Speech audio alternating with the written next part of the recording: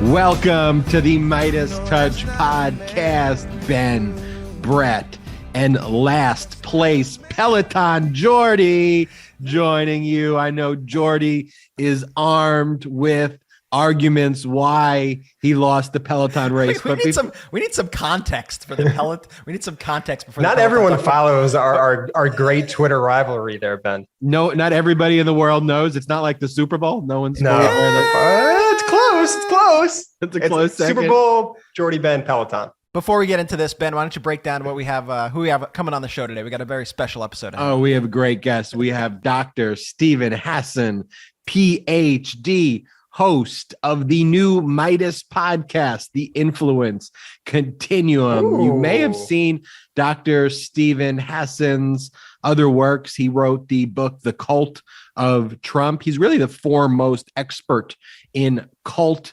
deprogramming. He was actually himself a member of the Moonies. We'll get into that story. And I think there's nothing more important right now than really analyzing cult deprogramming, because what's going on with MAGA is one of the largest, most dangerous cults we've seen in the history of mankind. And then, of course, we're going to have another MeidasTouch, Meidas Media podcast. The hosts, Olga Lautman and Monique Camarra, will be joining the MeidasTouch podcast today. We're going to be talking about the crisis posed by Russia right now. And it's a real serious situation out there with Russia and the border of Ukraine, Russia invading Ukraine. There are peace negotiations underway, if you want to call it that, but we're not calling this situation another Cold War, but it really seems more and more like that's what's taking place. And so we will get their insight. One of the things I love, Ben, about the Meidas Media Network and about having people like Olga and Mo and Dr. Hassan on the show is we get to have people who are so much smarter than us. Yes. Fill out the network. Like, these are really all Dr. Hassan, Olga Lautman, Monique Camarra. These are the foremost experts in their fields. And I'm just so honored and humbled to have them as part of the Meidas Media Network. And I just want to say, if you haven't yet subscribed to Kremlin File, do so now. The other podcast, The Influence Continuum with Dr. Stephen Hassan, dropped today for the first time. You could hear the first episode, the introduction to the series. I highly recommend you subscribe to this podcast. I think it's one of the most important projects that we've ever done. Like I said, Dr. Hassan is the foremost expert in his field of cult deprogramming. He knows how mind control works because, like Ben said, he was in the Moonies cult and was deprogrammed 45 years ago, and has since dedicated his life to helping others get out of cults and understand mind control. And by the way, not just the bad parts of mind control, but Dr. Hassan also has ways of using the techniques of mind control to actually better your life and actually do positive things for yourself, which I think is interesting too. So please subscribe to Kremlin File, subscribe to Influence Continuum. I am just so honored and humbled to have these incredible academics, these incredible experts as part of the Meidas Media Network. So let's just get into this Peloton race before we go into the news. I beat Jordy by about 100 kilojoule points on the output. It was one of my first Peloton races. Jordy's had the Peloton for about 2 years. I chose the race that morning. The race was I believe it was called the Latin Fiesta ride in the morning. I wasn't aware at the time that the language was Spanish language, but it turned out it was Spanish language. I don't think that matters, but I beat Jordy. Jordy, what's your argument about why you lost? Yeah, you beat me. But also, one, I didn't know we were racing. No one ever said it was a race to begin with. Two, like you said, it was the Latina Fiesta ride. And I don't speak Spanish or understand Spanish that well. I could read it decently. So being thrown how did you into an understand environment then when they told you to increase the resistance? First up, Ben got his Peloton. Exactly. Ben got a Peloton like a week ago, and I think we all have that friend who's obsessed with SoulCycle or Peloton or CrossFit or whatever it is. And maybe we could talk to Dr. Hassan about Ben's new cult that he just joined. The cult of Peloton. The cult of Peloton, because Ben won't shut up about every day, every text. next? Is it the Peloton, And my whole expertise here is just not even getting involved. I have a fake Peloton, just a bike that I put my iPad on and watch videos to, and I just refuse to engage in this and all that's going on. And before just going down to talking about today's. Hold on, Ben. True or false? Your partner, your longtime partner, is a fluent Spanish speaker. True or false? You often spend a lot of family time with your partner's family who exclusively speak Spanish. True or false? True. Okay, I rest my case. You can't watch and see. I mean, first, the Peloton has you. It shows the inclines. It shows not during the live literally. classes. Jordy, are numbers in Spanish or numbers in numbers? Not during classes. Let me just ask you one question, Jordy. Your main point is that you were unaware this is a race. This was not a race to you. No, my main point was that I had trouble understanding the cadence that I needed to be at during the race. That's my main point. Oh, so it was a race now. Yeah, I guess every ride is technically a race because there's a leaderboard. I like how Ben has to cross-examine about everything. Like Ben, exactly. I know where he's trying to go with this, and I'm not going to let him box me into this. No, I'm not letting him box you in. Jordy says, first off, he started his argument. I didn't realize it was a race. Jordy then realized, wait a minute, were there text messages that say race? Cool, Jordy, you in for the race? I'm in for the race. Interesting. You all ready for the race? Yes, let's race. So, I mean, Jordy knew what the text message. Anyway, I will move on, but anyway, we'll let the Midas Mighty decide the end of that argument. Brett, Jordy, have you seen the news about, it came out of Washington Post? They did an incredible report about how the Fox News hosts were basically running the United States government. I wish it wasn't a true story. Oh, they called it the Fox News cabinet. Yep. Basically, Trump relied on Sean Hannity, Judge Jeanine Pirro, Mark Levin, Lou Dobbs, more than he actually relied on the cabinet. And those are the people running the United States government. We knew Fox had that influence, but until this Washington Post report, did we really know, Brett, that it was this deep and this intense and all of those entanglements? I mean, I think we knew that he was getting his cues from Fox News in terms of he watches a lot of TV and he watches what they have to say and he takes what they say seriously. I don't think we really knew that these hosts were literally having direct one-to-one conversations with the president of the United States, and that Trump was constantly checking in to see what the Fox News hosts were saying about his policies and what they were recommending that the country does. And these are people, I mean, we all know that everyone on Fox is basically crazy, but they do have some reasonable people, especially at that time. Chris Wallace was still at that network. Brett Baer is semi-normal, but those were not the people that Trump was concerned about. I mean, Trump was taking direct orders from people like Jeanine Pirro, Judge Jeanine. He would say, Judge Jeanine thinks we should do this. He would ask, is Judge Jeanine okay with this? The fact that Judge Jeanine had power over the United States government is, first off, I mean, we have to acknowledge just the incredible breach of journalistic ethics. Like, this is not journalism. This is not. Could you imagine Rachel Maddow and Joy Reid and Jim Acosta acting as President Biden's cabinet, giving policy advice? President Biden going, "Oh, I wonder what Maddow has to say about what we're doing tonight." No, that would be fucking crazy. And by the way, that would still be far less crazy than what we're seeing here, because these are not equivalents. Judge Jeanine is batshit crazy, and this woman actually had control over the United States government via Trump. That's what happens, though, when you have a weak, impressionable leader who cares about appearances and it cares about how Fox News thinks of him more than he actually cares about leading the country and doing right for the country. It's another indicia of the authoritarianism that was taking place. And if you look at historically authoritarian regimes, whether you go to Kim Jong-un's North Korea, whether you go back to World War II and Germany and Mussolini in Italy, Mussolini ran a newspaper. And the entanglements of the government with its official propaganda arm is one of the most important aspects in any authoritarian regime. And that's why basically codifying Fox News as an official authoritarian propaganda arm of the United States, I mean, it's so dangerous, but it's so consistent with the march towards authoritarianism. And as the article notes, Ben, they say journalists and media are supposed to be public checks on power, not private advisors to power. And that is an important distinction there. And you also see just how full of shit these Fox News hosts are. It says in March, Tucker Carlson flew to Trump's private Mar-a-Lago club to warn of the seriousness of COVID-19. Carlson told Trump he might lose the election because of COVID, while Trump said the virus wasn't as deadly as people were claiming.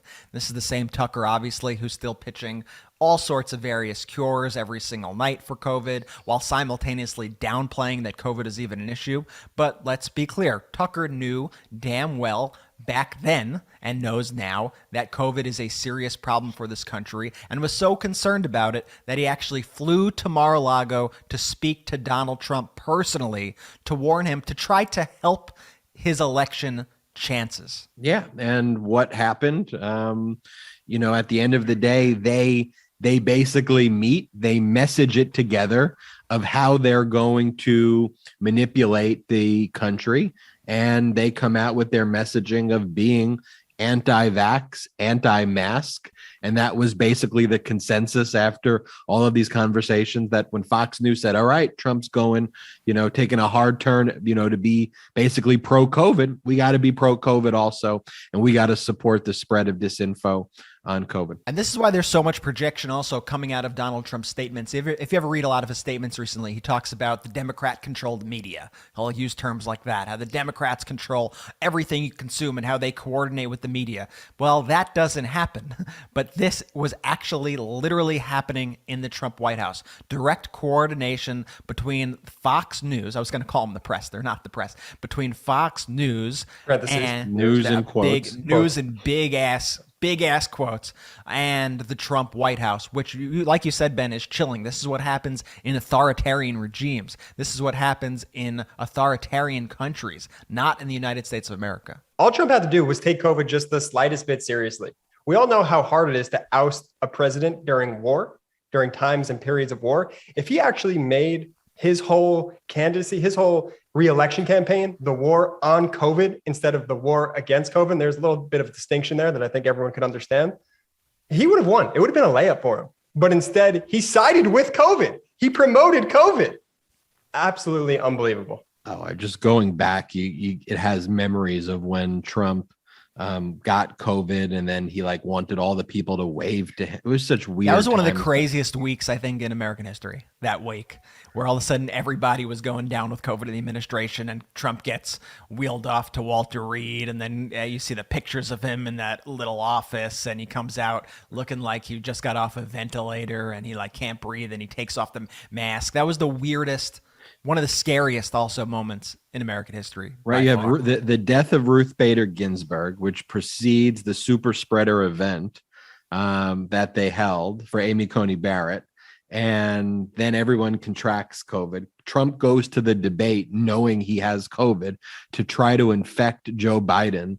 Doesn't test beforehand. Well, he tested positive. Yeah, he doesn't test at the debate, but he tested positive. It was one of the craziest weeks.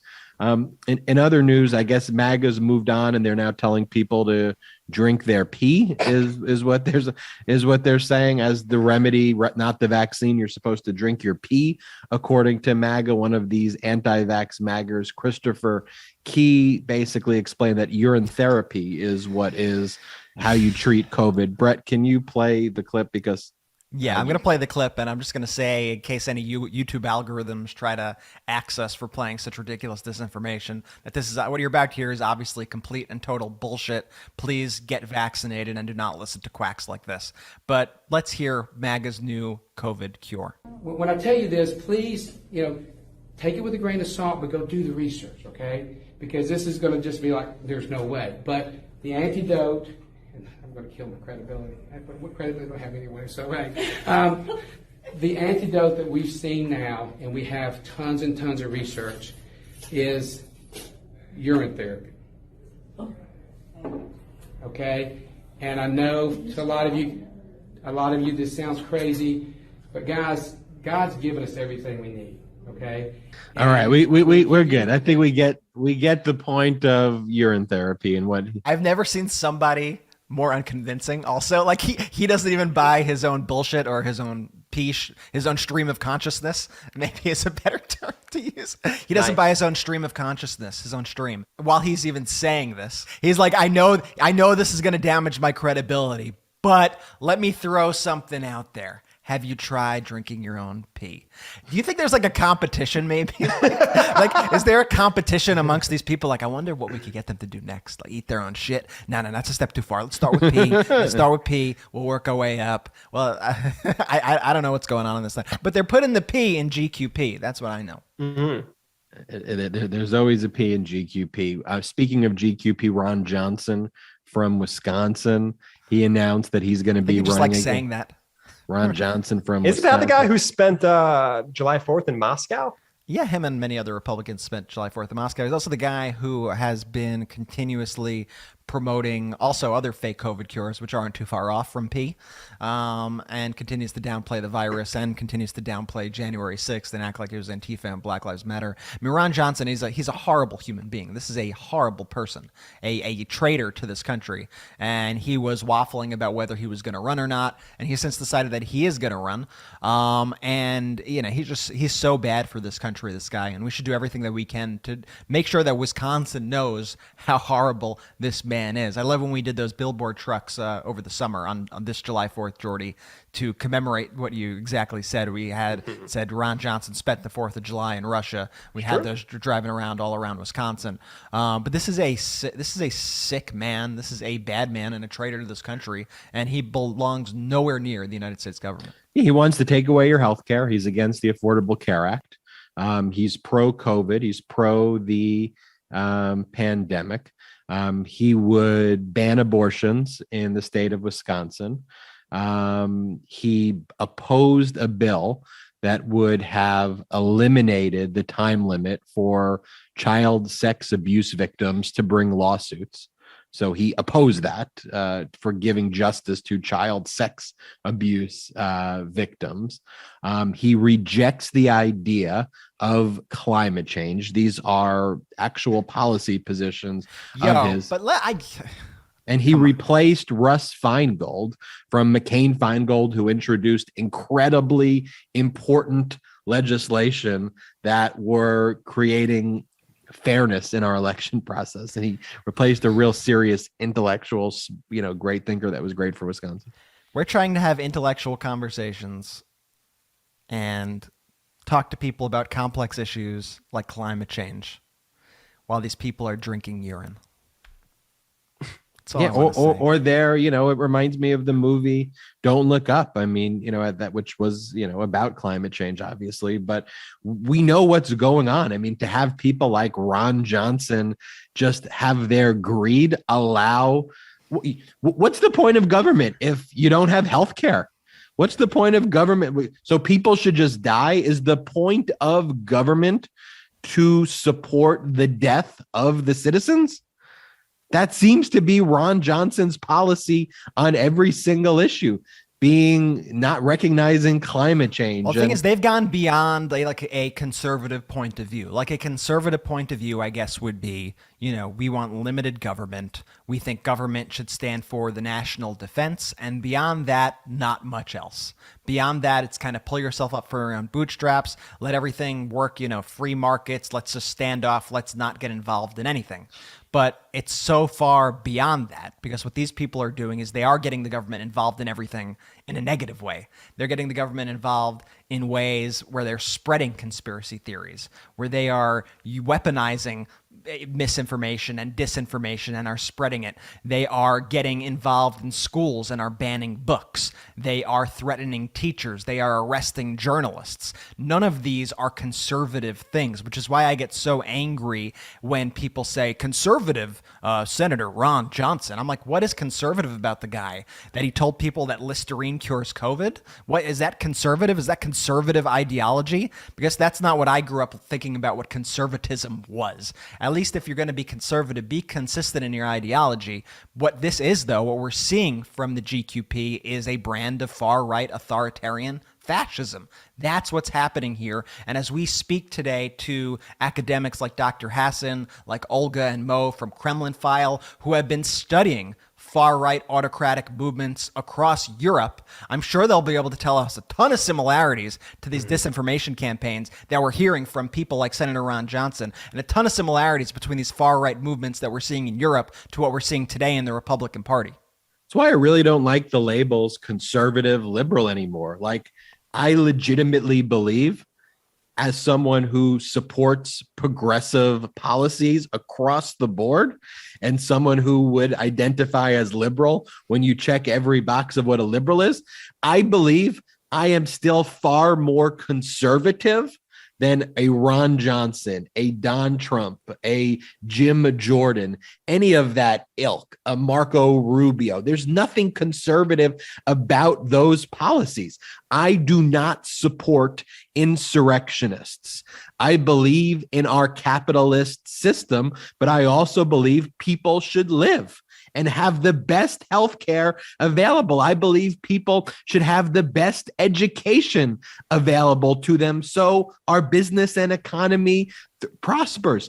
I believe in the existence of climate change because you can see it, because it's like the asteroid that literally is right there before your very eyes. And I think a conservative person would say, hey, we need to conserve the planet Earth. If we want to have anything, any business, any whatever, we need to have, let's start off with the existence of planet Earth. But all these wacky conspiracy theories is the antithesis of what conservative is. And then just finally, Brett, before we bring in our first guest, Steve Hassan, Jim Jordan, you saw his letter to Congress. I believe Jim Jordan, back in July, with respect to the January 6th committee, he says, look, January 6th, give me a call. I got nothing to hide. That's what he said back in July. Then this October, when they reached out and they said, hey, we'd like to talk to you, right? He said, I've said all along, this is a quote, I have nothing to hide.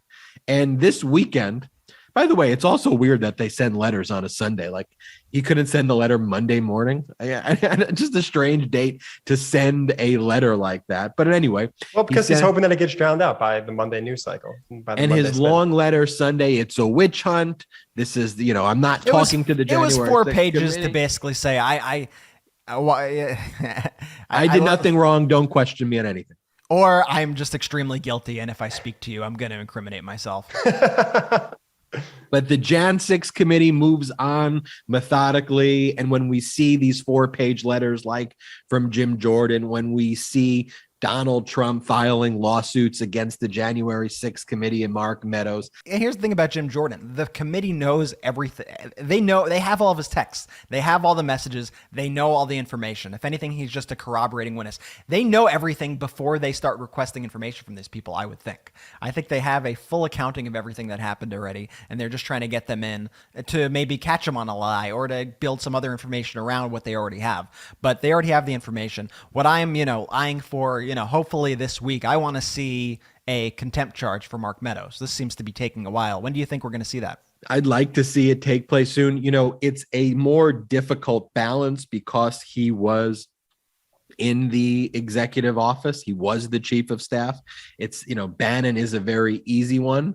The Mark Meadows one will just be, as a technical matter, more difficult because in the past, to actually hold an executive officer, chief of staff, in not only in contempt, but to actually charge them with the crime after the referral is something that's unprecedented in our country, but something that is needed. This podcast is brought to you by Blinkist. I love Blinkist. Before I even did the podcast, I was always using the Blinkist books.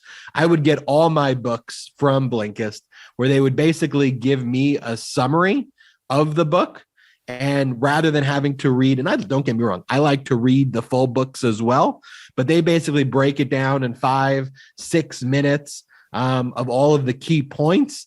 And truly, at the end of the day, when I go back and I read the 300, 400, 500 page book and I go through my notes, like Blinkist does as good of a job, if not a better. What's your experience with it, Brett? Yeah, I mean, let's face it. There are so many books that come out every single day, and especially all these books like about the inner workings of the Trump White House and stuff. And nobody has enough time to read all of them. So Blinkist is great at just distilling all that information into the stuff that you need to know. I mean, I use Blinkist to read Fire and Fury about the Trump White House. Ooh. Every report that ever came out about that book, I knew about. Like, I knew in full detail everything that happened with that book. I mean, Blinkist it's such a time saver, and they do a really, really, really a good job at it. I cannot recommend Blinkist enough. Right now, Blinkist has a special offer just for the Meidas Mighty. So go to Blinkist.com. You spell it Blinkist.com/Meidas. That's Blinkist.com/Meidas to start. Get this, a 7-day free trial and get 25% off a Blinkist premium membership. That's Blinkist, spelled Blinkist, Blinkist.com/Meidas, Meidas, to get 25% off and a 7-day free trial. Blinkist.com/Meidas. And welcome back to the MeidasTouch Podcast. We are joined by Dr. Stephen Hassan. Dr. Stephen Hassan has added podcaster to his illustrious resume. The new podcast, The Influence Continuum, on the Meidas Media Network, came out today. But before that, Dr. Hassan has done some incredible work. He's written the book, The Cult of Trump and Combating Mind Control. His own experience was one of the formative things to that inspired his career. He was a member of the Moonies cult, was deprogrammed over 45 years ago, and has dedicated his life to helping people get out of cults and deprogramming. So welcome to the podcast. Yeah, thanks, guys, so much. Thank you for your good work. And we need to engage more citizens around the world to oppose authoritarianism, because that's the big picture as I see it. So tell us, for those out there who have not yet read The Cult of Trump, what made you write The Cult of Trump, and what were your kind of central findings in that work? Wow. Okay. So the fast explanation is that when I was 19, I was dumped by my girlfriend, and I was sitting in the Queens College Student Union waiting for my next class. I was a creative writing major, and 3 Mooney women flirted with me, lied to me, said that they were students, etc. And it sent me down a rabbit hole for over 2.5 years, where I became a right-wing fascist and turned my back on my religion, which is Judaism. I should say I was born and raised 1.3 miles from Donald Trump in Flushing, Queens, by the way. I was on the cheap side of Union Turnpike. He was in Jamaica Estates. I had a small little attached house. But I turned 180 degrees within a few weeks, threw out my poetry, thought my family was satanic, thought Moon, who later is a convicted felon, he died in 2012, but the cult persists. And Sean Moon was actually at January 6th saying it was Antifa. The Mooney newspaper, the Washington Times, said it was Antifa. Disinformation. But at the point that I nearly died in a van crash due to sleep exhaustion and was away from the group for 2 weeks, so my brain started to sleep, like I was sleeping 3 to 4 hours a night for 2.5 years. I slept. I reached out to my sister. I had no conscious doubts about the cult at that point, but I was deprogrammed just to prove to my family I wasn't in a cult and I wasn't brainwashed. I agreed to talk to the ex-Moonies. And when I learned about Chinese communist brainwashing, and I realized Moon was a liar and therefore was untrustworthy and therefore couldn't be a man of God, I went, what happened to me? And I cried for 3 hours. And then I started researching brainwashing and mind control, talking to all the former military intelligence folks. And I credit Robert J. Lifton, who will be our next podcast interviewee. He wrote the seminal book called Thought Reform and the Psychology of Totalism, which came out in 1961. When I asked to meet with him, he said, "What about?" I said, "Your book saved my life." He said, "Which one?" Because the guy wrote, 20 books at that point. I said, "Thought Reform and the Psychology of Totalism." So he said, "Okay, come and meet with me." And I started to explain how I was recruited and how I was trained to recruit and indoctrinate people. And he looked me in the eye, and at this point, he's a Yale psychiatrist, professor. He looked me in the eye. He said, "I just studied this secondhand, but you've lived it. They did it to you and you did it to other people. And what you're describing is so much more sophisticated than what I studied. You need to study psychology and explain it to people like me." And there I was. I was 22 years old, ashamed, embarrassed, had a cast on my leg from my toes to my groin. And this Yale psychiatrist is telling me I can say something of value. And it set my life course. I had no idea I'd be doing this work 45 years later. But here I am, and the need is greater than ever. And the need is greater than ever. So it sets your life course in this direction. You devote your life to getting others out of these destructive situations, helping others, deprogramming. But, when I grew up and watched, and heard about the cults, whether it's, the Moonies or whether it's, the groups that think that the asteroid was going to come and then they commit. The Hale-Bopp comet of Heaven's Gate, right? It was always still kind of viewed as, those people are, and I hate to say the term, but this is what I felt growing up. Like, those are just kind of crazy people that can't happen to me. That's just them. And like, look how wacky that all is.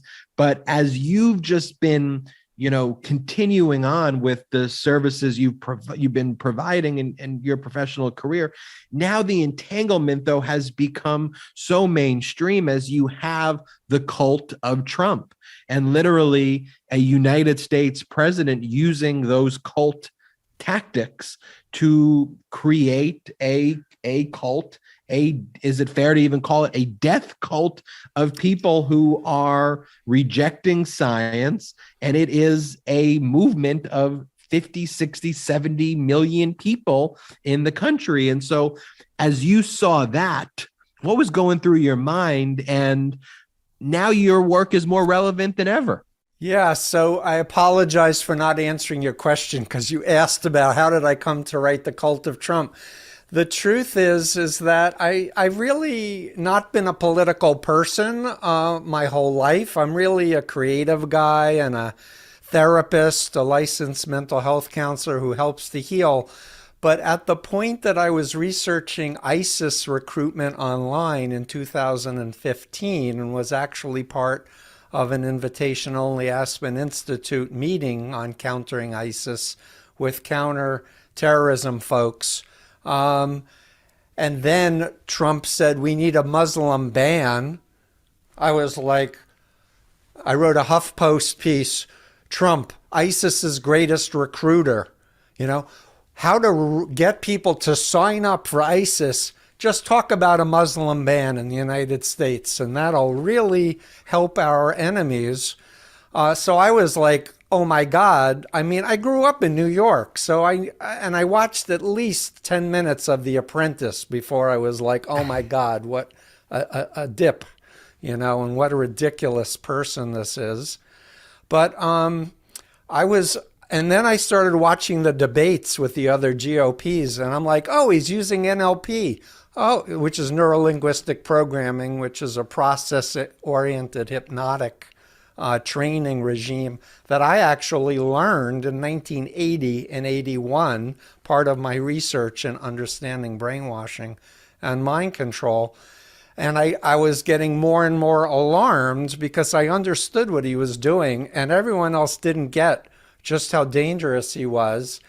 At which point my agent, said, you need to do a book called The Cult of Trump. And I was like, that title's going to alienate all the believers. I can't do that. He said, yeah, but they're not going to read your book anyway. And everybody else needs to understand cults. And this is a chance for you to get your work to a much higher level, because Simon & Schuster was inevitably the publisher. So long story short, I felt like, you know, being Jewish, I was raised post-Holocaust, Cold War. You know, like I went under my wooden desks in elementary school because Russia was going to nuke us. Like that was my mindset. And being asked to write a book about the cult of Trump, I couldn't say no because the danger was so obvious. And what I started with, and I'll finish this point, is that I knew he was a malignant narcissist, which is the stereotypical profile of all cult leaders. Not only the need for entitlement and grandiosity and lack of empathy, but all the psychopathic stuff too, the thinking they're above the law, pathological lying. So that was the start of my research, was just knowing I was going to do a chapter paralleling Trump with Jim Jones. I decided Hubbard of Scientology and my former cult leader, Sun Myung Moon. That was the beginning. But then as I started researching it, I realized the cult of Trump is comprised of cults, like real authoritarian cults. And that's who's influencing Trump, and that's his base. And the media's got it completely wrong.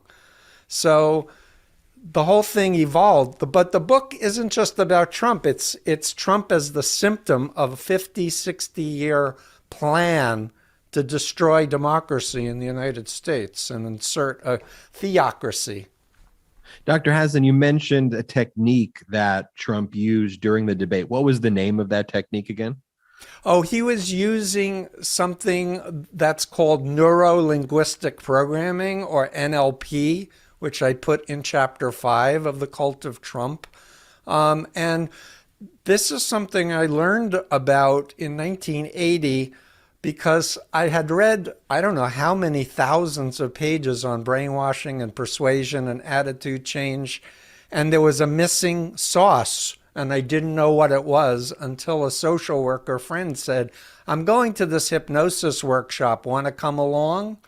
And Richard Bandler, one of the co-founders of NLP, was teaching, and I was pacing in the back of the room because this was the first workshop I dared to go to after my cult Mooney workshops that I was indoctrinated in and I did for others. So I was a little afraid, to say the least, but I'm like, that's what I used to do in the Moonies. I used to talk like that. I knew the tonality. I knew the linguistic pattern. And I was like, oh my God, I need to learn this stuff. I want to understand what was done to my mind and what I did to other people without realizing it. And that's the point, without realizing. Do you think Trump knows that he's engaging in that technique, or is he just someone who, because he's a malignant narcissist, does those things and it actually has that effect?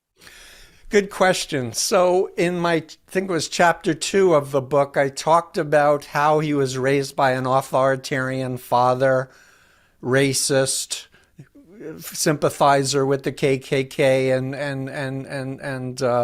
authoritarianism, a mother who didn't love him, military school because he had knives or whatever. And he was raised in a cultish group of Norman Vincent Peale, which is the foundation of a lot of his base now, is what's called prosperity ministry, which has nothing to do with like Orthodox Christianity, where Jesus was like, my kingdom is not of this world, or it's harder for a rich person to go through an eye of a needle and a rich man to enter the kingdom of heaven. These are the televangelists who say, give us all your money and God will bless you tenfold. Like put all of your tithes on credit cards, right? So this kind of magical thinking, just believe it and it will manifest. That's what he was trained in as a child. And later on, there was a whole phenomenon of pickup artists where people were teaching NLP techniques, how to get people to have sex with them that would normally never give them the time of day. And later, Tony Robbins, who is like one of the major large group awareness trainers and corporate trainers, he learned NLP, cut a deal with Bandler and Grinder, and he rebranded his stuff to talk about how to be effective communicators. The only problem is, as I see it, is if you're an unethical person, as I realized NLP was becoming more and more unethical, it had no morality. And these types of techniques can be used to harm people in so many ways. And now we're seeing the manifestation. So coming back, Ben, to your comment, I want to just state categorically, if I hadn't been recruited into a cult, I would never believe that an intelligent, educated person from a nice family, intact family, who lived in the same house, who played basketball, could become a right-wing fascist who felt like I had to take over the U.S. government and run my own country one day. I was actually told, you should think what country you want to run one day, Steve, when we take over. That's wild. One of the things that stuck out to me from the introduction of the podcast, The Influence Continuum, which is available now anywhere you get podcasts. You got to listen to this podcast. It's brilliant. It's a PhD level course on cults and cult deprogramming and the power of your mind. But you made a comment to the effect of, like, how does Steve Hassan, a Flushing Queens, son of Milton and Estelle Hassan, fall into this? And I thought that was interesting. That's my weak point. And I later came to learn intelligence agency operatives is honeypotting, which is using attractive women to bait somebody either into a compromising position or, in my case, come over for dinner and meet my friends. We're going away this weekend. Come and join us. But Dr. Hassan, it was more than just women, though. I feel like there was, in reading your story and listening to your works, it was also about power. What the Moonies church said to you was basically, you could live your current life. It's almost like the Matrix, the red pill or the blue pill. You could live your current life and, write your poems and be downtrodden and be a single man who has just got broken up with his girlfriend, or you could be a leader. You could lead this movement. And so could you talk about that empowerment that you were given and how that plays a role? Sure. Great question. If you had asked Steve before I met the Moonies, are you interested in politics or money or power? I would say no. Like I saw myself as a banquet waiter at Holiday Inn in Hempstead, Long Island, it's right by where we grew up. Writing poetry and teaching English writing courses in college. That was my vision for myself. But life has this, weird, formula of things that happen. So there's so much I want to share, but I want to state categorically the single most important principle of social psychology is called the fundamental attribution error. I know this is a lot of syllables. Fundamental attribution error.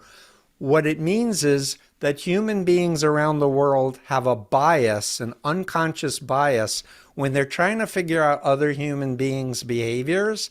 They have a bias to overestimate the disposition or personality variable and underestimate the social influence contextual variables. In other words, I wanted to be the best person I could be, and I wanted to make the world a better place. Those are the two universal needs that people get approached by destructive cults by.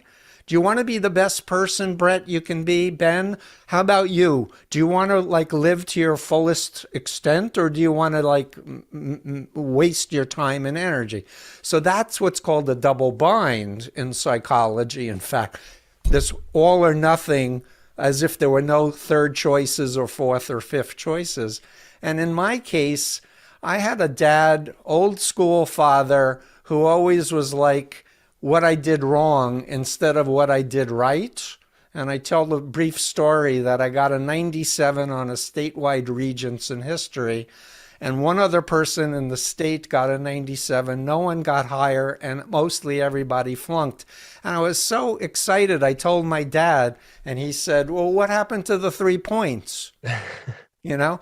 But with the Mooney recruiting person, his name was Kamiyama, who selected me, he said, he was like a pseudo father who was like, I believe in you. You have great leadership abilities that you have no idea about, but I'm going to help bring out the best in you. And that was more the allure in the beginning, was this relationship. Not to make it so black and white, because it's obviously far more complex than you could describe in a minute. But yeah.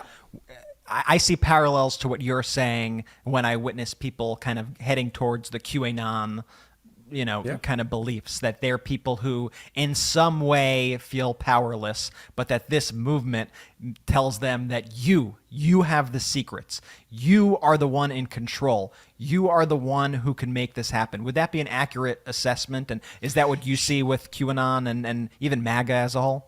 Absolutely. So, as humans, we're wired to follow who we perceive to be legitimate authority figures, and we're also hardwired to identify and follow people that we respect who are in our peer group or in our identification groups. Why? Because deep down inside, we want to survive. It's a defense mechanism, and we need to use critical evaluation to go, wait a minute, is somebody selling me a dream that has nothing to do with reality, like multi-level marketing cults, which many millions of people have been sucked into and lost countless millions of dollars. So, but the point is as a recruiter for the Moonies, I was taught to evaluate people in terms of, are they a thinker, a feeler, a doer, or a believer? And depending on interacting with them, I was able to determine the right way to approach them, to recruit them. So there was a customization of recruitment. Now we're dealing in an age where we have all this data that's been taken from us, about us, 5,000 estimated data points on every voting American. And there are algorithms that bad actors can use to find our buttons. In other words, cults don't need to have actual contact with you to ask you questions anymore. In this day and age, AI and the data and platforms are being used and weaponized. And what I, in the book, talk about 4th generation psychological warfare techniques that are being used. Right. So technology has actually made it easier to recruit people into cults. And I think one of the things and by the millions. So the question is, how do we de-radicalize millions of people? And the only answer is massive educational efforts. Like, nobody wants to follow a liar or a cheat that's going to ruin their life or destroy their marriage or their families consciously. But the indoctrination bypasses people's conscience, their own inner questions and voices. Phobias are installed in people, irrational fears that if they don't follow, terrible things are going to happen to them or the country or the world. And so, as you were saying, the red pill or the blue pill, that is a metaphor for, any destructive mind control cult. Right? So is it a bit like a video game where you kind of have to take down the boss in order to break people out of the spell? Like, do you need to delegitimize the leader in order to break people from the spell? Is that the most important aspect, do you think? So that's a really good question. And I would want to state categorically that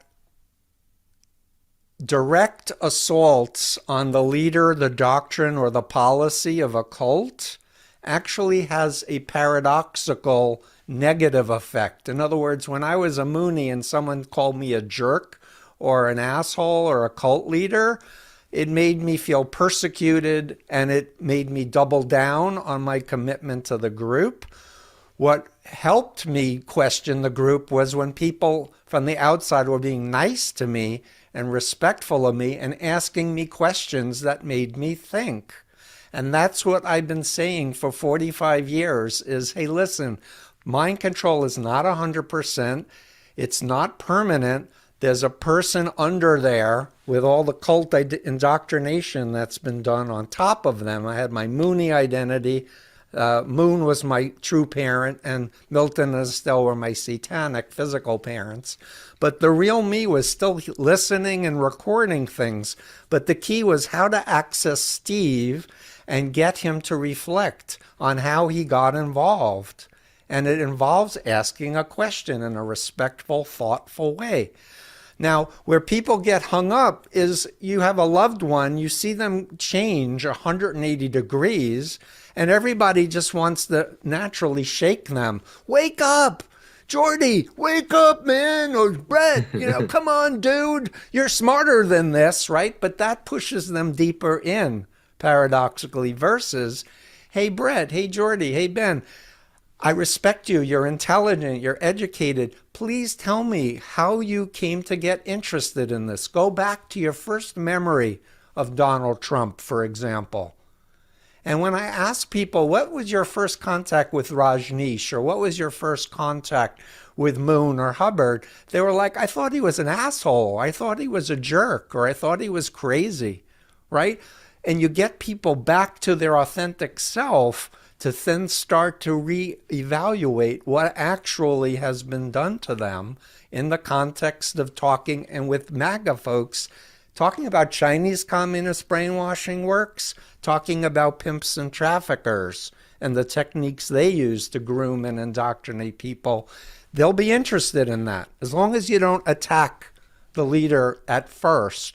First, you build a foundation that social psychology explains, and I have what I refer to as my influence continuum of ethical to unethical, and the BITE model of authoritarian control, which I did my doctoral research on: behavior control, information control, thought control, and emotional control.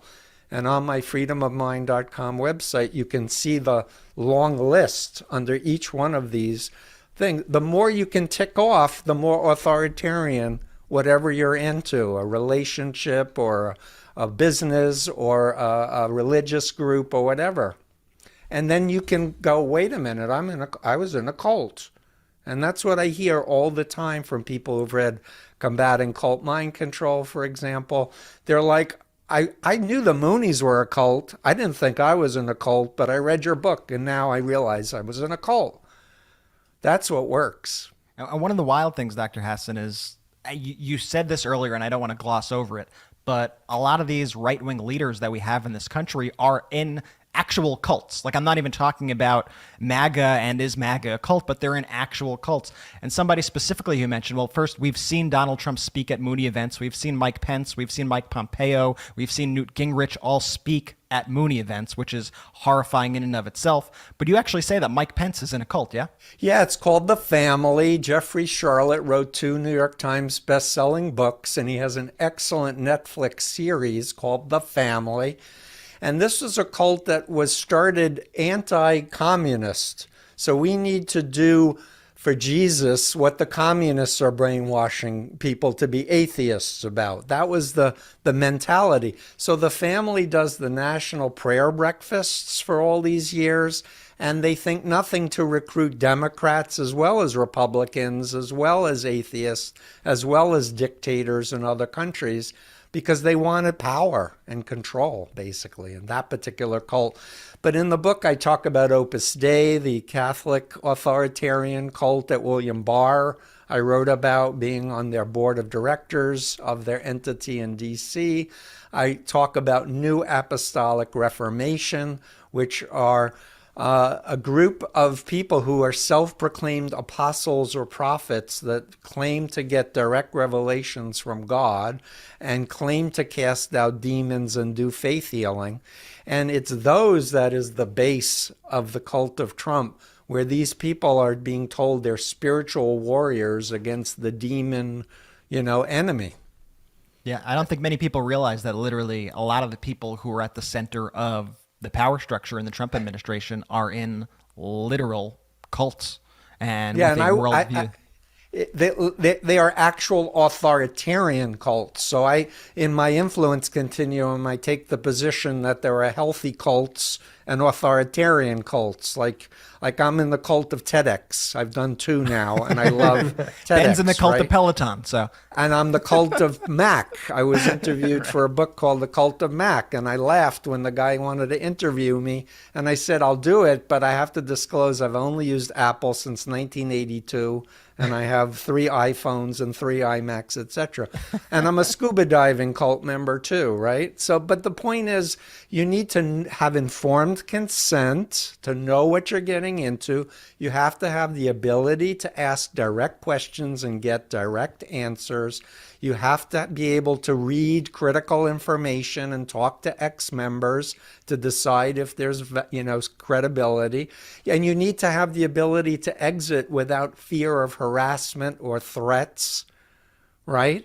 You need to have the freedom to choose. That's what's a healthy cult.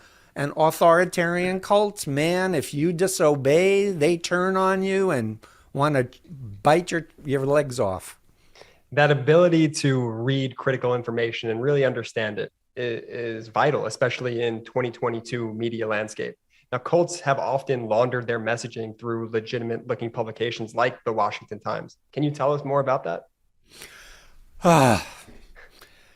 Yes. So Ann Nelson wrote a book called Shadow Network about the Council for National Policy. It turns out the Moonies were founding members of that. And in fact, a member of that, James Whalen, was installed as the founding editor of the Washington Times, which he did for decades. The papers didn't make money. And the Washington Post estimated $2 billion in a business that didn't make money. Who has $2 billion to do propaganda over decades in our nation's capital? Question. Literally, there are a group of people who want to promote global climate change as a hoax. Why? Because they have a lot of coal and oil reserves, like the Coke industry, Putin, the Saudis, etc. They want to keep confusion that, in fact, human-made, climate change is a problem. But it's science, right? So there's this attack to confuse people. And frankly, if you want to brainwash somebody, you got to confuse them, disorient them, overload them first. So they're already in a state of diminished capacity to evaluate what's happening, right? And unfortunately, the pandemic has created a perfect storm of vulnerability for everyone, because I don't know anyone who isn't anxious and stressed out and worried. And we're spending too much time on our screens, and I'm guilty of this too. And we really need to realize technology should serve humans. We should not serve the technology or the people who own the platforms who have authoritarian agendas. Dr. Steve Hassan, what should folks expect to hear week in and week out from the Influence Continuum podcast? So I wanted to call it the Influence Continuum because there really is an ethical side and an unethical side. And I want to teach people how to control their own minds, like how the mind works, how to recover if you've already come out of a destructive cult, whether you were born in it or recruited. I want people to understand, for example, there's ethical applications of hypnosis that can really profoundly help people with immune system functions, with memory and concentration.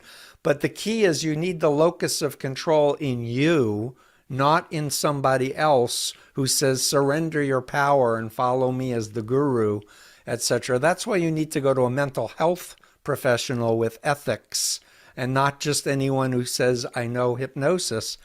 I have an interview with a woman who's been teaching parenting workshops for 60 years, how to help raise healthy kids. So I don't want it just to be negative stuff about how messed up things are and what we need to do to save our human rights and democracy, but also things that people will find useful in their day-to-day life.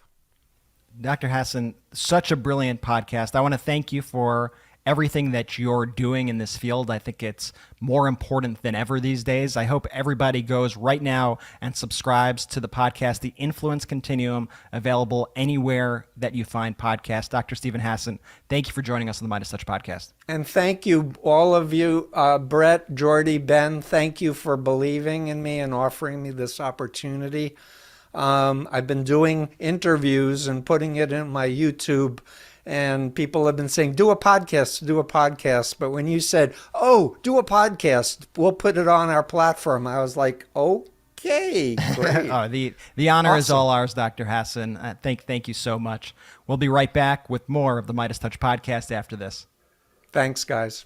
This podcast is brought to you by Athletic Greens. I love Athletic Greens. Ooh. I use Athletic. You got the Athletic Greens right there, shaking up Jordy? his Athletic Greens right now. I have It's the Athletic best. Greens every day. Let me just break down what Athletic Greens is and why it's made such an Break it down, important Ben. Break it impact on down. my life.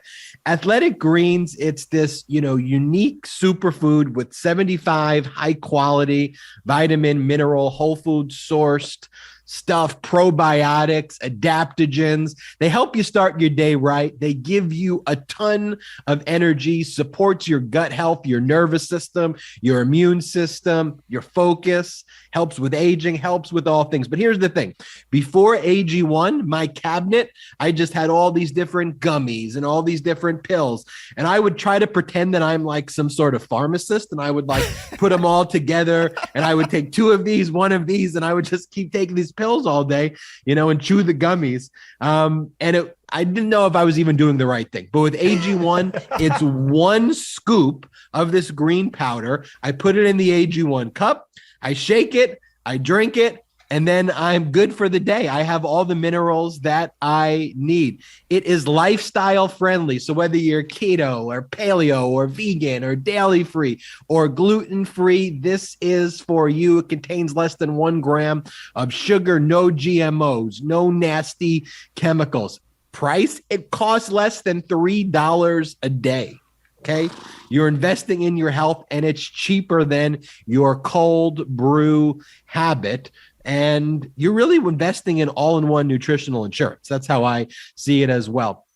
AG1 is a small micro habit with huge benefits. It's one thing you can do every single day to take care of yourself. And the founder of Athletic Greens, he founded it when he experienced a ton of gut health issues and ended up on this complicated supplement routine to recover, kind of like me. That was costing him $100 a day, not the $3 a day that AG1 costs. And so Athletic Greens has over 7,000 5-star reviews. I would give it 7,000 5-star reviews today. It's that good. Athletic Greens is also climate and neutral certified company. And for every purchase, they donate to organizations that help to get nutritious food to kids in need, including No Hungry here in the U.S. Right now, it's time to reclaim your health and arm your immune system with convenient daily nutrition, especially heading into this flu and cold season. It's just 1 scoop in a cup of water every day. That's it. No need for a million different pills and supplements to look out for your health. To make it easy, here's the offer. Athletic Greens is going to give you a free 1-year supply of immune-supporting vitamin D and 5 free travel packs with your first purchase. All you have to do is visit athleticgreens.com/Meidas. Again, that's Athletic Greens, athleticgreens.com/Meidas, MEIDAS. And take ownership of your health and pick up the ultimate daily nutritional insurance today. We're joined with 2 people who may be my favorite people in the world. It's not an exaggeration, because we need to save the world right now. And they seem to be not the only people, but amongst a very small group of people really focused on some of the existential threats facing our planet right now and our safety, which is what's going on in Russia. So I want to welcome Olga Lautman, Monique Camarra to the show. We go on, but both have incredible backgrounds as researchers. They've devoted their entire lives to this area, and rightfully so. And they are the hosts of the MeidasTouch Podcast, Kremlin File. Olga and Monique, welcome to the show. Hi. Thank you. Thank you for having us on. Hearts to everybody. Yeah. And so I'm so glad, I'll start with you, Olga, that you're doing the Kremlin File podcast. And first off, I should just say congratulations are in order. You just announced that you are now a senior fellow at the Center for European Policy Analysis, CEPA. So congrats on that. Thank you. I am very excited. It's such an amazing organization. Exactly. A huge achievement. And they're doing such good work in alerting everyone to the existential threats that exist. And it's great that organizations like that exist. And, we need to highlight the existence of those organizations and promote their work. In their tweet announcing you becoming a senior fellow, they refer as you as a co-host of the Kremlin File podcast, an expert on organized crime operations in Russia and Ukraine, and the Kremlin's campaign to destabilize democratic practices and influence foreign elections. So my question, Olga, from the outset is, yes, CEPA's focused on this. You're focused on Kremlin File. Like, how do we get people to wake up and understand what's going on?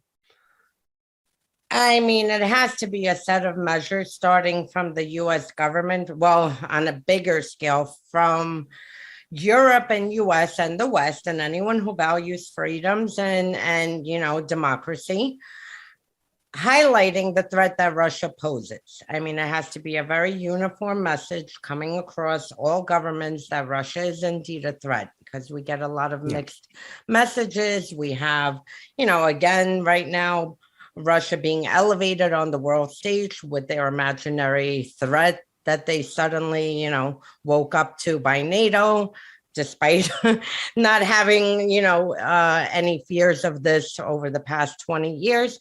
So on one hand, we need that. And on the other hand, we also need to educate people on the local level of how to counter disinformation, because Russia is winning in the information space. And we really, really need people to be aware of the tactics and methods they use in order to make sure that when they see it, like New York says, you see something, say something.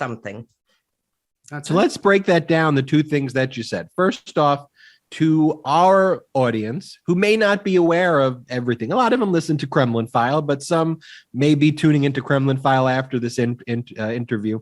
What is the threat? What is going on at the most basic level? How do you communicate that to our audience who we don't hear about Russia in the news that much, other than, as you mentioned, maybe them playing the victim to a NATO or some of the disinfo stuff. But what's the threat and what's going on right now? Well, the threat is having a democracy where people can, have these podcasts, have these discussions, and the government doesn't throw you out of windows for disagreeing with them or pointing out things, or an autocracy. And I mean, U.S. over the past few years is sliding into an autocracy, and it's not affecting regular households. But if we do become an autocracy, people like me and you and anyone who is speaking out for freedoms will be hauled off to jail. So that is the most basic thing. It's good versus evil, autocracy versus democracy.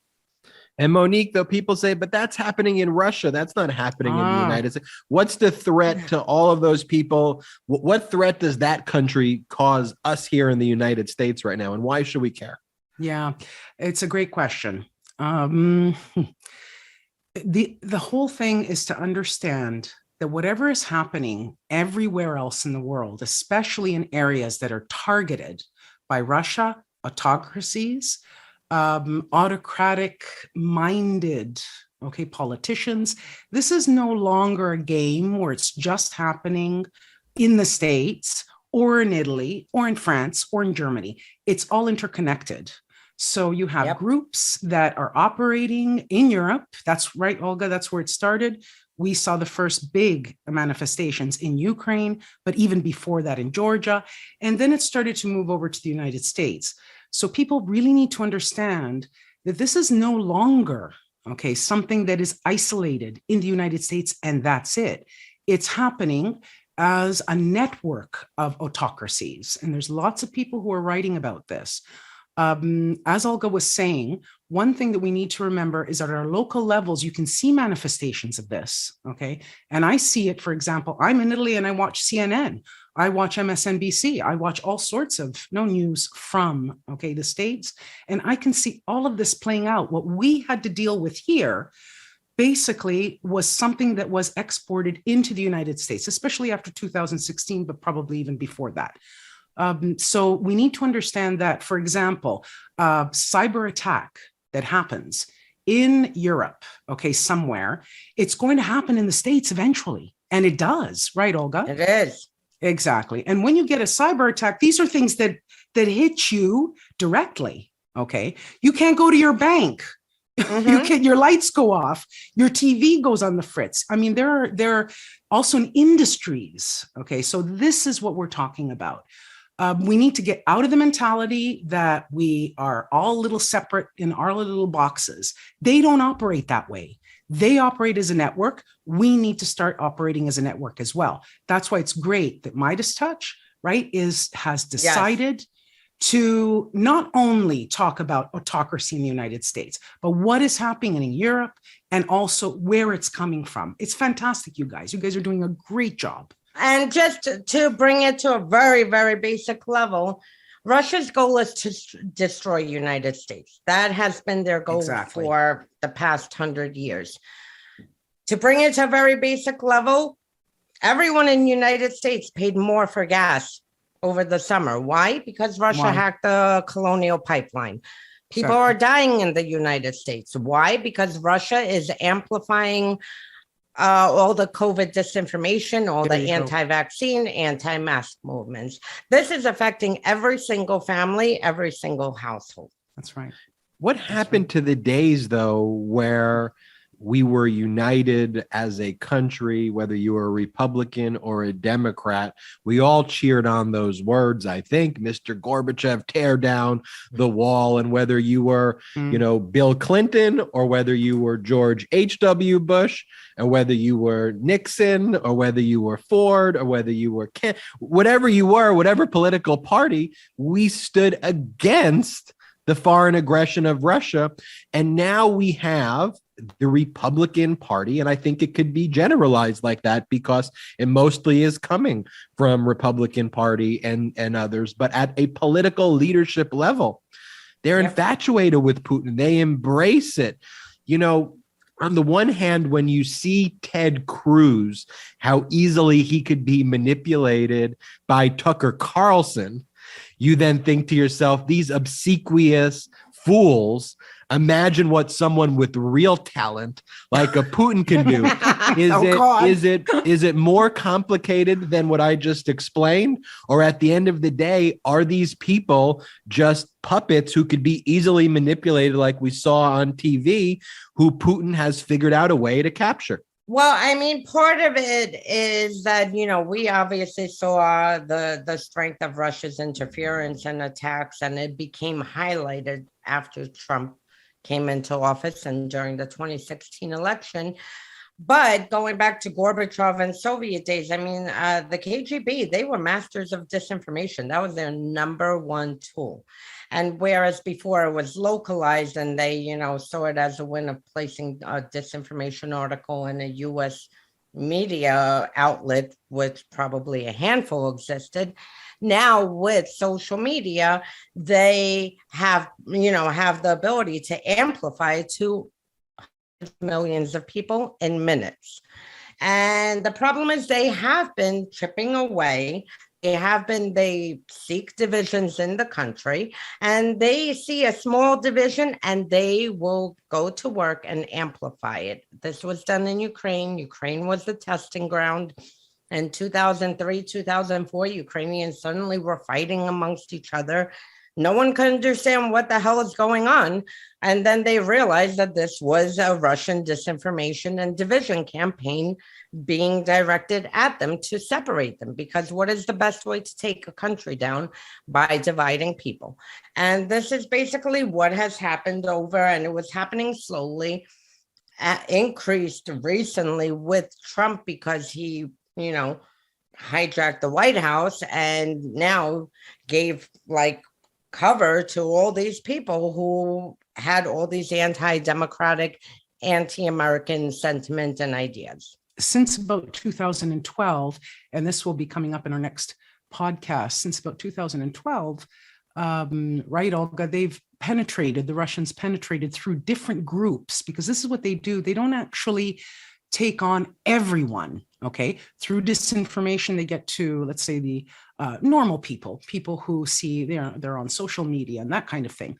But what they actually end up doing is that they try to capture people in top positions, people that they can manipulate, people who can act on their behalf, and they're either bought, there's something up with them, okay, that Russia can leverage, all right? And this is, so just remember, it's not really, let's say they're capturing the whole population. They go to specific people.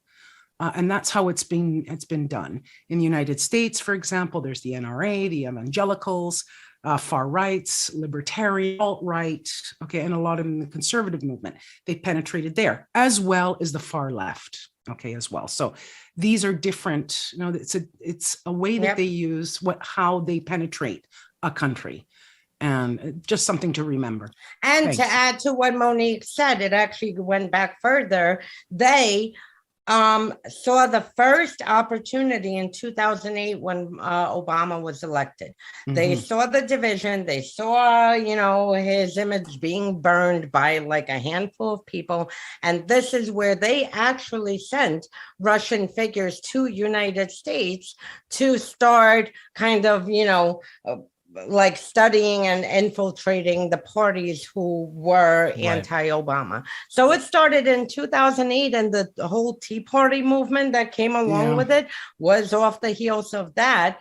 And, Republicans starting then and slowly now, like all the moderate Republicans were pushed out from 2008 on out of the party. And then now you have these fringe lunatics who, will work with Russia, will work with the devil, will work with anyone in order to keep power. It's obviously been decades and decades in the running, but the way America is right now, it almost, from a layman's perspective, it doesn't feel like it's all that complicated to divide us. It seems like there are so many sparks already flying in the country, and all it takes is one match to ignite that and cause the chaos that we're seeing now. Do you think that is kind of the area where Russia is taking advantage of the United States right now?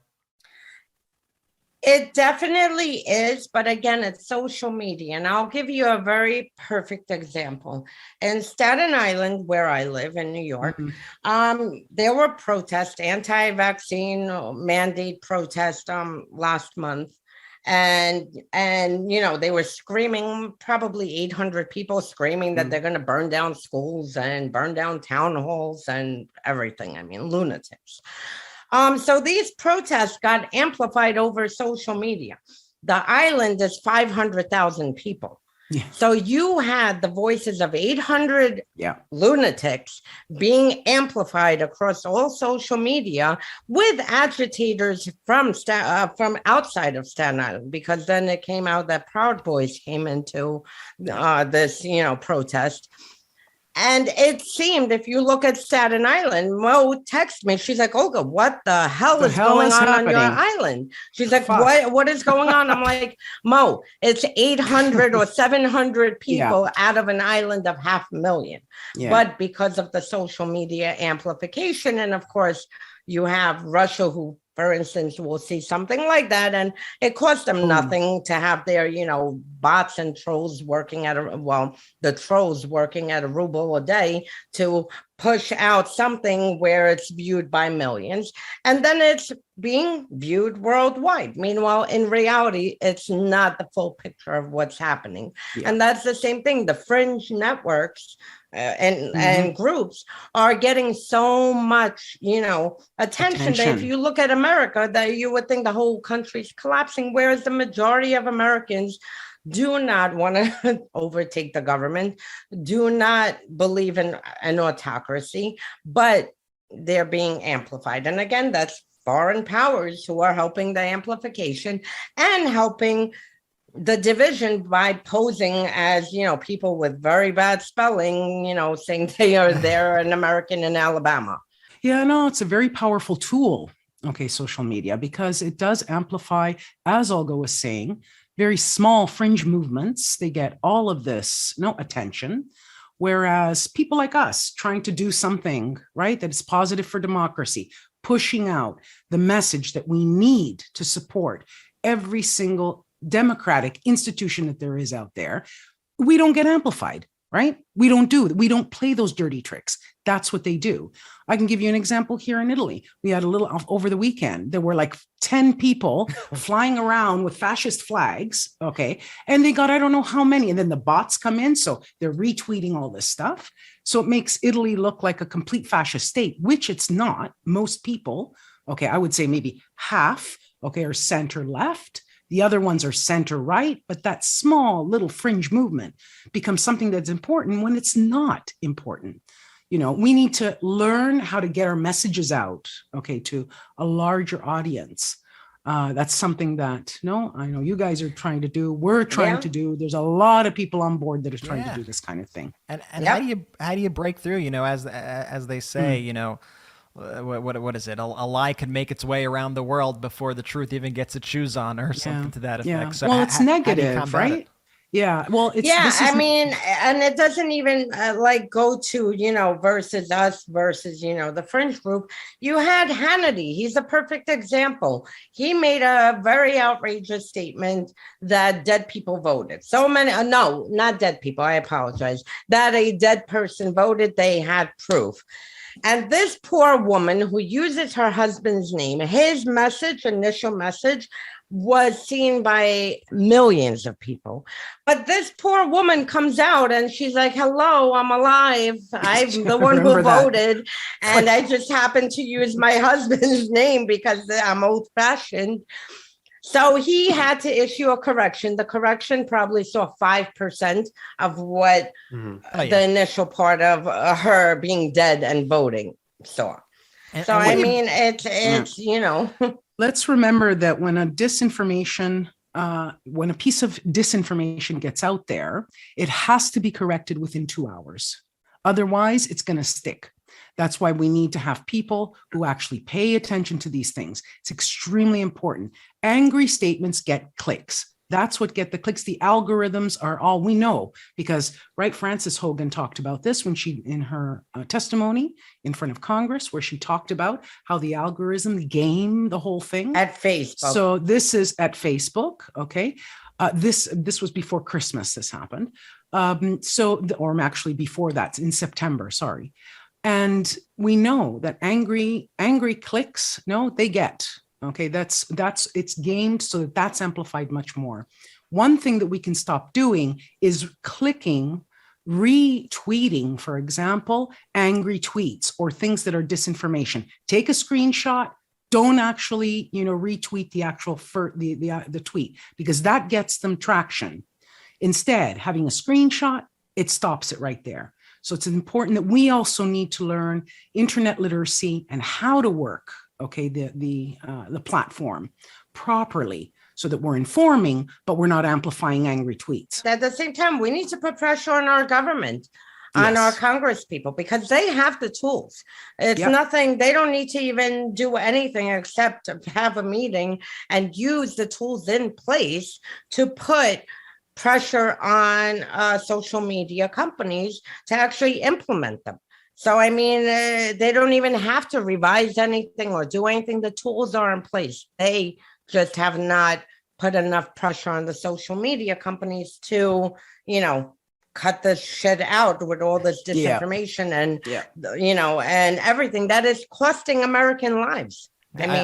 I I legitimately think, if Facebook decided tomorrow that we're going to take an aggressive stance against anti-vax lies, that they could basically turn around the pandemic with the click of a button, because they know what is being funneled. They know where they are directing their users towards. And the problem is that, and you guys were talking about this with Hannity, is that it's not only the fringes of social media that are spreading this disinformation, but it's the largest cable news network in the world, perhaps. And I mean, what do you make of it when you have somebody like Tucker Carlson going out there and saying things, talking about the Russia-Ukraine situation and saying, why do we care? Why? I guess I'm into democracy, is what Tucker Carlson said. I mean, it seems indistinguishable from the stuff that the Russian propaganda network RT is spewing.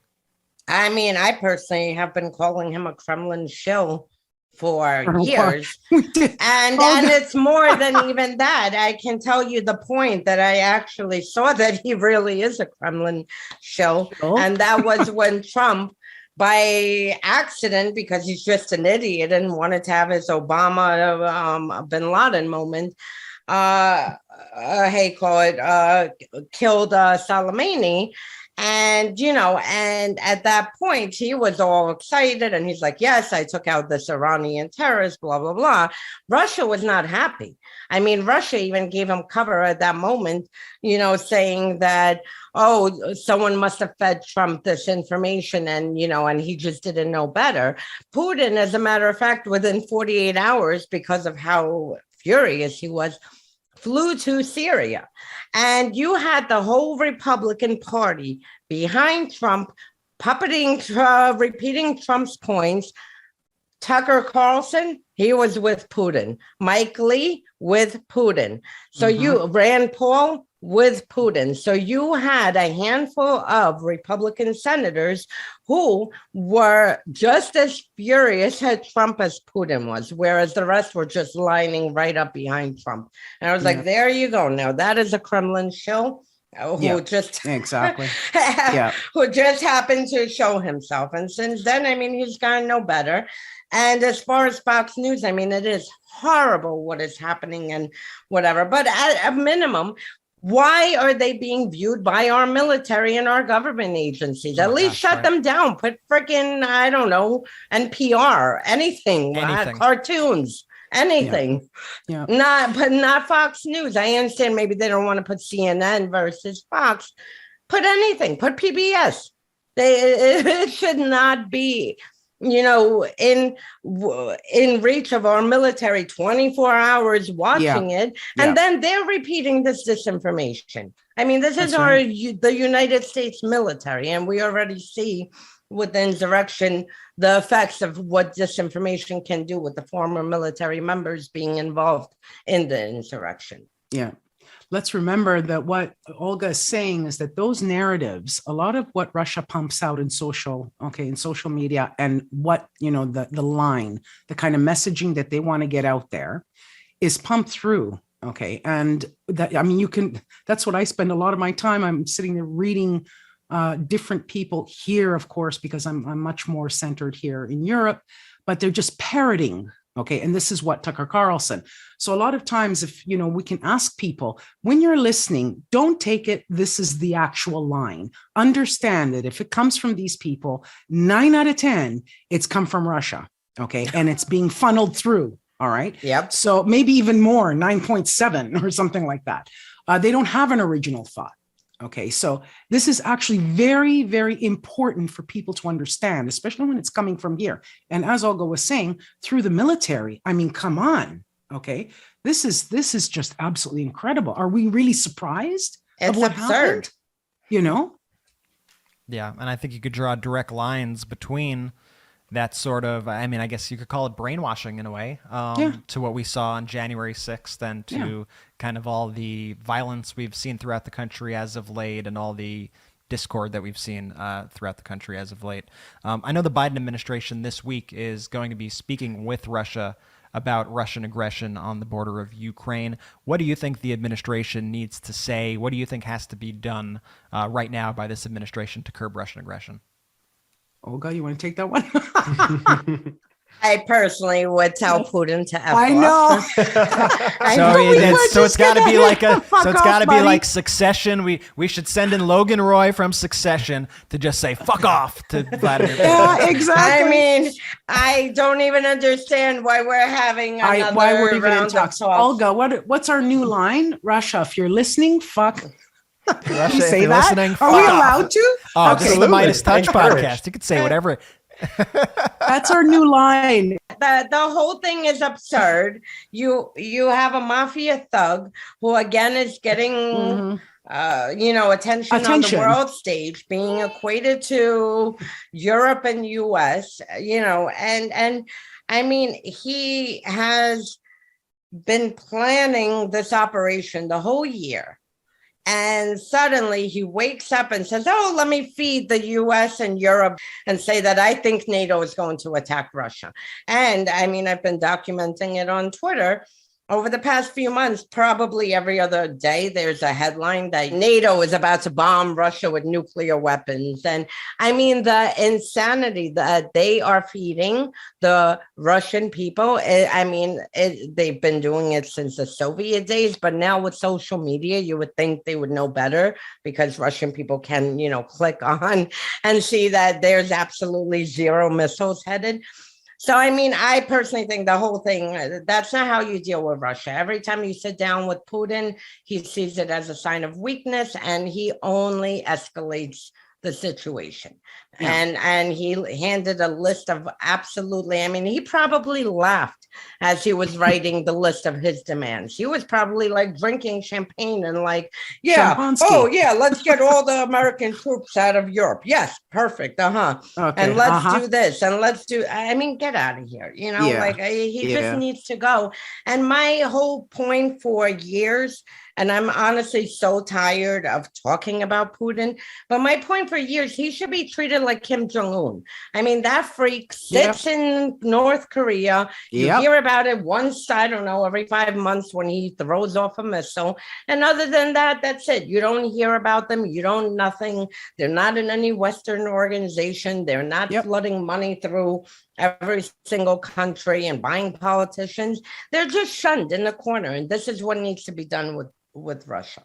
Yeah, I agree with Olga.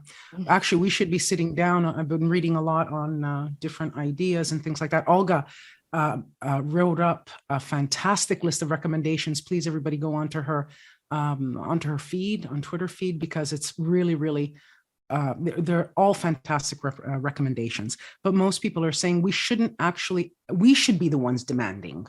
Okay, let's remember that it's Russia who has been aggressive since 2004 overtly, from in Europe, and then, also into the United States after 2016, the elections in from 2014, 15, and 16. So, I mean, it's got to flip around, It's not there, It should not be what they're demanding. It should be what we're demanding. Take your stuff, take your kit, take your shit, move out of there. Get out of Georgia, get out of Crimea, get out of Donbass. That's what they should be sitting down and saying. And then you back it up. Sanctions. And get out of the States. Get out of wherever the fuck you are. Then 2, sanctions. Hit them hard. Hit the oligarchs. Hit the Kremligarchs. Because these guys don't function if they don't have their bank accounts in the West. Let's remember that's where they have their money. They haven't got it in Russia. They've got it in our countries. So we do have leverage in that. And then send help to NATO and also to Ukraine to, let's say, arm up. You don't have to send soldiers. That's not what we're saying. But these things have to be fortified much more, because that's the situation that's going on now. And it's a serious situation right out there. It's not something to take lightly. No. And we should be listening to the Baltic states, to Ukraine. What are they telling us to do? And we follow their lead. All right? Yeah, personally, you have a lot of NATO countries on the border. If I was US, I would be like, really, Putin, you're so worried about,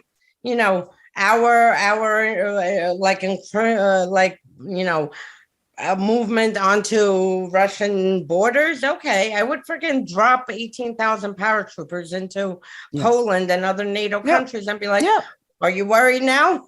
Because Yeah. I mean, honestly, that's how you deal with them. And they have more bark than bite if they're addressed correctly. Trust me, I am Russian and Ukrainian. I have, So I I say, guess, the best of both worlds. I know the mentality. And I mean, this is how you have to deal with them. You have to push back hard. Don't allow these ridiculous demands, and that's it. And when they see strength, that's when they kind of walk away. But at this point, they have been given. It's like with Trump. Trump came in 2017. I mean, he was a dangerous lunatic to begin with. By 2021, he almost overthrew our government. Why? Because there were absolutely zero consequences for every single breaking story. And God knows we were hearing them every hour for the past 5 years. Zero consequences for all the breaking stories, all the corruption, all the meetings, the phone calls with Putin, the disclosing of intelligence. Everything. And what happened? He just got more and more emboldened to the point that he literally committed a terrorist attack on our capital. I want to take a quick step back. And while we were talking about Fox News, I was just so curious to get your point of view on this. Like Tucker, Hannity, Laura Ingraham, Murdoch himself. Is it all coming from the same place? And what I mean by that, like, is their coverage on Russia, their pro-Russia attitudes, is that from a place of blackmail? Is it coming from a place of monetary gains? Is it coming from a place of, no, I just hate my country? Like, where is their pro-Russia mentality sort of coming from? And could be different places for each person. Monetary gain for me, I personally think. I just think they see that hate sells and they capitalize off it.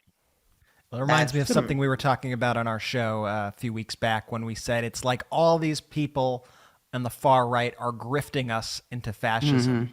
They're all along for the ride to line their pockets with no care or concern with how it actually affects lives and how damaging it is to our democracy. And I think that is what is so dangerous. Mo and Olga, or Molga, as you have become to be known by beloved fans of the Kremlin File podcast. I want to thank you for being such an important part of the Meidas Media Network and for doing this podcast, Kremlin File, because you guys are, we've said this earlier in the show, but I think we should say to you too, you're much, much more intelligent than all the three of us combined.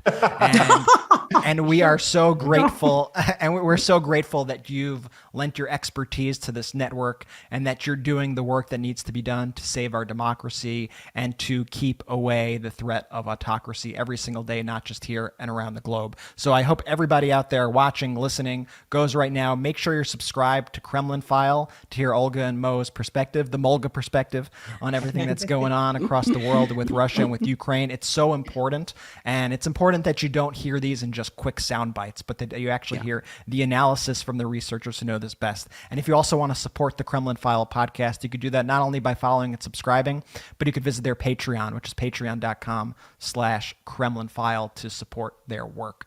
Olga, Mo, thank you so much for being on the MeidasTouch podcast, and thank you for everything you do. Thank you, guys. Thank you.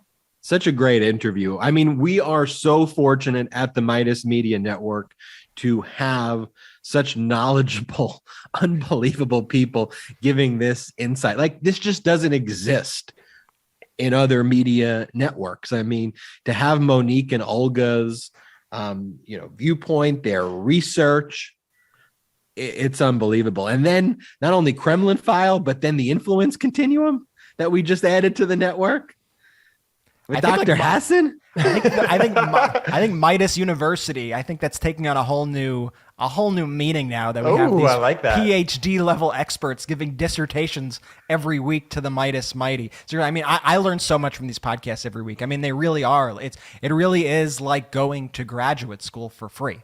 And we're learning so much, and we're learning stuff as it happens, new research, things that are going on right now on the ground from the preeminent experts in the field. It's just so invaluable. And I'm so grateful. Like I said, I'm so humbled to be working with these experts who are far more intelligent than me. And I acknowledge that. Well, that's the biggest thing. I've built my entire life trying to find people smarter than me to surround myself with. That's why I love doing the podcast with you guys, because you guys just bring your A game every day. every single podcast when we drop these, and just learning from you two is amazing. And you two got to feel what it was like being in my shoes, listening to Dr. Hassan and Mo and Olga today. So I hope you guys were happy. Very happy. And look, not just promoting the Midas Media Network podcast, but I think it's helpful that we pause and reflect and give a shout out to some other podcasts that we like as well. One of them that I really enjoy, and I know Brett Jordy, it's among your favorite podcasts, is a podcast by a group called Swing Left. Their podcast, How We Win. Swing Left is a grassroots organization that gives you effective ways to make a difference in the election that matters the most. And every week, Swing Left's podcast, How We Win, tells the stories of the people fighting to protect our democracy and defeat the GOP by electing Democrats to key state and federal offices. You already know the news. Now, what can you do about it? How We Win. It's inspiring, insightful, and will give you hope, featuring fascinating interviews with experts, activists, and ordinary Americans. Each episode gives you the information you need to take action and join the fight. Swing Left's How We Win is hosted by campaign organizing veteran Steve Pearson and Mariah Craven, and every week they bring their own insight, humor, and hope to the most important issues facing our country today. Previous guests include Speaker Nancy Pelosi, Stacey Abrams, Michael Moore, Representative Adam Schiff, Dan Pfeiffer, Billy Eichner, Senator Chris Murphy, Dolores Huerta, Doreen McKesson, Representative Karen Bass, Catherine Hahn, and many others. How We Win chronicled the tumultuous journey to defeating Donald Trump and win the majority in the Senate. Now, Steve and Mariah are going even deeper to keep you in the fight and build on our victories in 2022 and beyond. We don't agonize, we organize. Subscribe to Swing Left's podcast, How We Win. Want to thank everyone out there from the Midas Mighty. These podcasts, the lives are growing. The community is growing. It is 2022. We need to get in the fight. Brett, last words before turning it over to Jordy. Last words, do not drink urine to cure COVID. Please get vaccinated and please get your booster. Shout out to the Midas Mighty!